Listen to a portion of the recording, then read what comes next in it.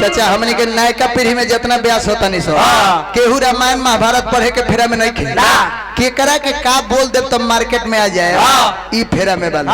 देखो तो लोग के आगे बा खेसारी लाला गए हमें 5 गो गरिया उनका के हम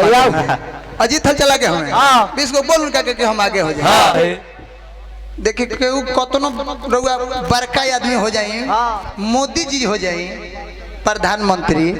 तब वो गाँव जवार के लोग रास्ता धके जाए न अच्छा मोदिया गाँव के लोग वही लेखा कहेला तो हम सोचे कि भाई सब लोग यूट्यूब पर देखते बा यहू जा हम गावे आवे के फेरा में रही ना महेश भैया से कहनी कि पहले देख ली अगर जितना ब्यास वाला केहू खाली होखे न तब बोला ली अगर ना मिली तो रउआ खातिर तो हमनी के जीवन भर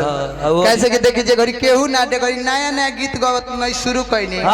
तो वो घड़ी 2-3 गो इनका टेम्पू से प्रोग्राम में गइनी ओकरा बाद कहले कि का तू इज्जत डुबौले बड़ा जब गांव के लड़का हुआ था ले जा बोलेरो तोहरे नाम में ले जा तो वो घड़ी बोलेरो से जाए लगनी सर स्कॉर्पियो भले इनकर ह लेकिन लोग जाने लगे मंजय मसीहा के बिना बाबू तो इनकर हमनी के कर्जदार बने सर तो हम कहनी कि पहले देख ली अगर केहू होके तो अमरूद भाई आ गइल बारे हम जानते कि तू घरे हौ तो तोहरे के गावल जाई हम घरे रहते उनका से गाओ कैसे कि हमनी के चाहिए कि बाहर के लोग एने आके गाओ आ हम ओने जाके गए हां जी कि ना बाबू अपने घरे गई बत राते दिन तो हम यही में हाफ पैंट पहन के घूमत रहे हां का हो सही बात है कि ना लोग देखता तो लोग कहले कि अच्छा अपने गांव के लड़का हो हालांकि तो ई सौभाग्य बा के रोल लोग इतना मानी लड़का कहते कि बाबा ए बाबा ओ समय के बात बा जौना समय नदी के तट पर सब बानर सेना बैठे रहे केहू 100 जोजन समुद्र फाने के जाए के तैयार ना रहे सीता मैया के पता लगावे खातिर लंका कैसे कि 100 जोजन समुद्र फाने के केहू के शक्तिये ना रहे केहू कहे कि हम आधा दूर जाए पूरा जाए के गारंटी नहीं खे केहू कहे कि वो हर जाए उन्हें से आवे के गारंटी नहीं खे हनुमान जी के अंदर शक्ति रहे लेकिन उहो का जाए के तैयार ना रहने काहे लइकाई में उतना ना शक्ति के दुरुपयोग करत रहले कि एको ऋषि के तपस्या ना करे देश कोनो तपस्या करता तो उनका के पलट देश केहू के तंग करस जौना कारण से शुभम बाबू भीरगु ऋषि के खानदान श्राप दहलो जाके भीरगु ऋषि के खानदान जाके श्राप दहलो हनुमान तेरा बिरताई के घमंड हो गइल बा हम श्राप देता नहीं आज के बाद तेरा याद ना रही कि तेरा अंदर शक्ति कितना जना कारण से भुला गई रहले कि हमरा अंदर शक्ति बा लेकिन वो जब वरदान देवता लोग जाके कहल के हनुमान को जन्म भइल बा काहे खातिर निमन काम करे खातिर शक्ति यही से मिलल बा हनुमान जब भुला गइले कि हमरा अंदर शक्ति कितना बा भुला जाई है त काम कैसे हो वो कहले कि जब वरदान देतनी कि केहू याद दिवा दिन तो इनके याद पड़ जाए ओई घड़ी जमवंत जी जाके याद देले कि हनुमान लइकाई रहे तो सूर्य भगवान के लील गइलो निहोरा कइला पर उनका के छोड़लो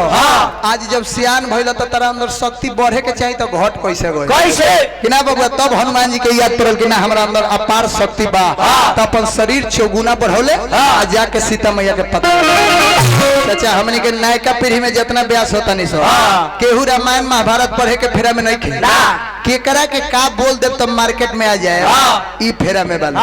देखो तो लोग के आगे बा खेसारी लाला गए हमें 5 गो गरिया उनका के हम अजीत हल चला के हमें 20 गो बोल उनका के हम आगे हो जाए माने जी आगे बा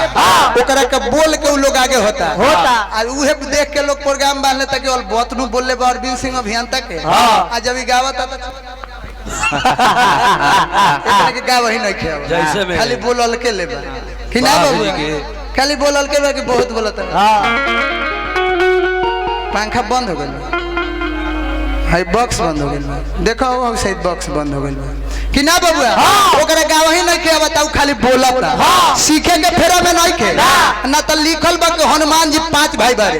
और वो लोग सोची कि हनुमान जी के जन्म भइल तो अंजनी मैया कुंवारे रहले विष्णु भगवान के विष्मोहनी रूप दे के शंकर भगवान के जब मरी अस्थिलित हो गइल तो तीनों देवता लोग लिखल बा कि बांस के फोफी में कहीं का लिखल बा कि पत्ता के खोखला बना के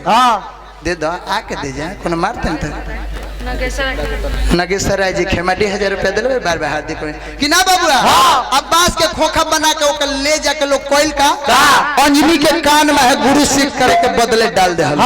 जना कारण से हनुमान जी के जन्म भइल। तो एक बार तो तीनों देवता लोग गलती कैले तो हनुमान जी के जन्म भइल। हनुमान जी 5 भाई कैसे हो गए? हनुमान जी के जन्म भइल तो हनुमान जी के जन्म हो गइल तो अंजनी मैया के बियाह भइल बा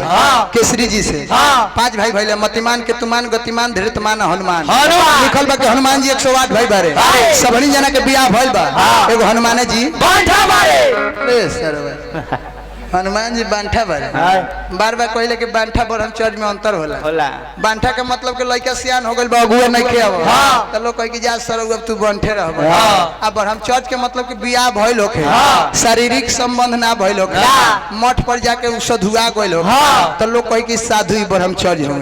तो हनुमान जी के एगो ना 3 गो बियाह भइल बा फिर भी उ ब्रह्म चर्च ऐसे कि मेहरारू के साथ शारीरिक संबंध आज तक लेना।